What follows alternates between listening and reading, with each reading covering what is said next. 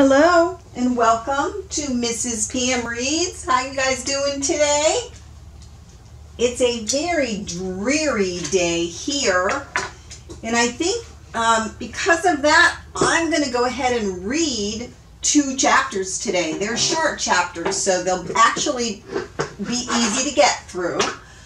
Now, of course, you'll watch them whenever it's convenient for you to watch them, but I'm going to go ahead and record 2 chapters today. We are reading A Man Called Ove by Fredrik Backman. And we are going to start in chapter 18. Now, in chapter 17, Ove and Parvana and the neighbor Jimmy were all working to save, well, Ove wasn't really looking, he was kind of reluctantly along for the ride, but they were trying to save the cat that was stuck in the snowdrift. And Jimmy, slightly overweight, had pulled off his shirt because he's just this like heater, and hugged the cat all up into himself to warm the cat up, and then had a really bad allergic reaction. So they are all piling into Ove's car to head to the hospital again. All right, so chapter 18, A Man Who Was Ove and a Cat Called Earnest. So remember, the who was means we're going to go back into Ove's memory bank, so to speak. All right. Ove didn't dislike this cat in particular. It's just that he didn't much like cats in general. He'd always perceived them as untrustworthy, especially when, as in the case of Ernest, they were as big as mopeds. It was actually quite difficult to determine whether he was just an unusually large cat or an outstandingly small lion. And you should never befriend something if there's a possibility it may take a fancy to eating you in your sleep. But Sonia loved Ernest so unconditionally that Ove managed to keep this kind of perfectly sensible observation to himself. He knew better than to speak ill of what she loved. After all, he understood very keenly how it was to receive her love when no one else could understand why he was worthy of it. So he and Ernest learned to get along reasonably well when they visited the cottage in the forest, apart from the fact that Ernest bit Ove once when he sat on his tail on one of the kitchen chairs. Or at least they learned to keep their distance, just like Ove and Sonia's father. All right, I'm going to scooch over a little bit. Okay. Even if Ove's view was that this cat annoyance was not entitled to sit on one chair and spread its tail over another, he let it go, for Sonia's sake. Ove learned to fish. In the 2 autumns that followed their first visit, the roof of the house, for the first time ever, did not leak. And the truck started every time the key was turned without as much as a splutter. Of course, Sonia's father was not openly grateful about this, but on the other hand, he never again brought up his reservations about Ove being from town. And this, from Sonia's father, was as good a proof as affection as any. 2 springs passed and 2 summers, and in the 3rd year, one cool June night, Sonia's father died. And Ove had never seen anyone cry like Sonia cried then. The first few days, she hardly got out of bed. Ove, for someone who had run into death as much as he had in his life, had a very paltry relationship to his feelings about it, and he pushed it all away in some confusion in the kitchen of the forest cottage.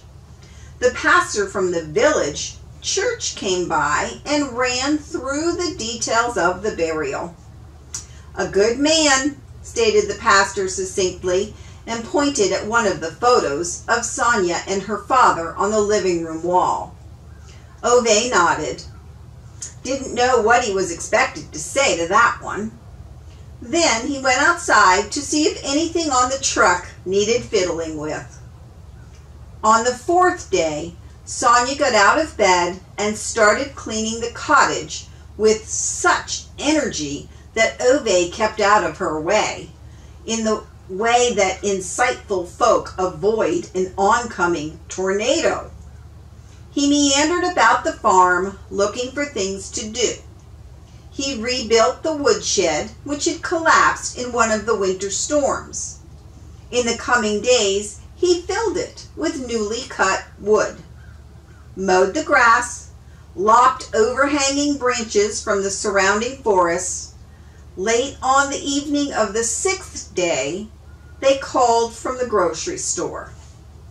Everyone called it an accident, of course, but no one who had met Ernest could believe that he had run out in front of a car by accident. Sorrow does strange things to living creatures. Ove drove faster than he had ever driven on the roads that night. Sonia held Ernest's big head in her hands all the way.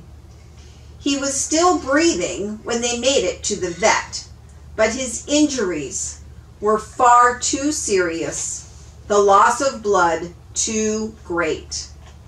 After 2 hours crouching at his side in the operating room, Sonia kissed the cat's wide brow and whispered, "Goodbye, darling Ernest."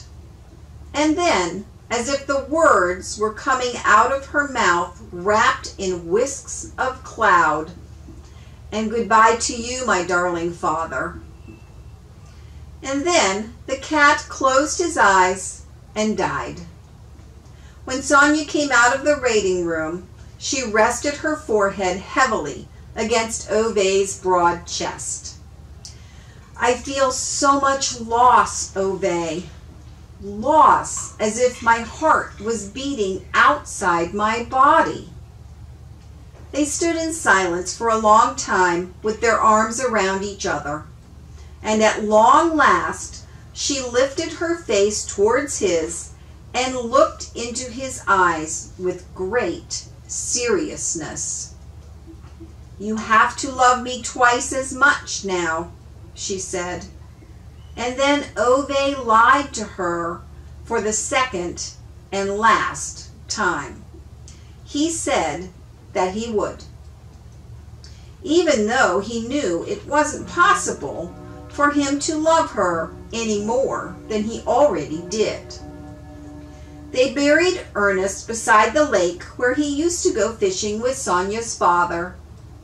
The pastor was there to read the blessing. After that, Ove loaded up the Saab and they drove on the small roads with Sonia's head leaning against his shoulder. On the way, he stopped in the first little town they passed through. Sonia had arranged to meet someone there. Ove did not know who. It was one of the traits she appreciated most about him. She often said long after the event, she knew no one else who could sit in a car for an hour waiting without demanding to know what he was waiting for or how long it would take. Which was not to say that Ove did not moan, because moaning was one thing he excelled at, especially if he had to pay for the parking. But he never asked what she was doing and he always waited for her. Then, when Sonia came out at last and got back inside, closing the sob's door with a soft squeeze, which she knew was required to avoid a wounded glance from him, as if she'd kicked a living creature, she gently took his hand. "I think we need to buy a house of our own," she said softly. "What's the point of that?" Ove wondered. "I think our child has to grow up in a house," she said, and carefully moved his hand down to her belly. Ove was quiet for a long time. A long time, even by Ove's standards.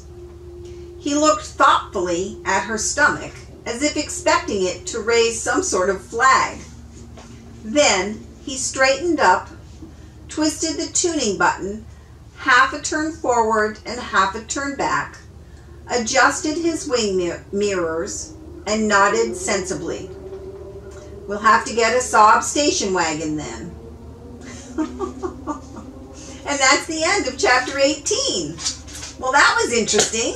So now we discover that Ove's wife is pregnant. We'll see where that goes, because we've certainly not had a mention of children as yet. All right, you guys. Thank you so much for joining me today on this dreary day. Whoops, where are you? On this dreary day. I will see you next time when we read chapter 19. All right, you guys.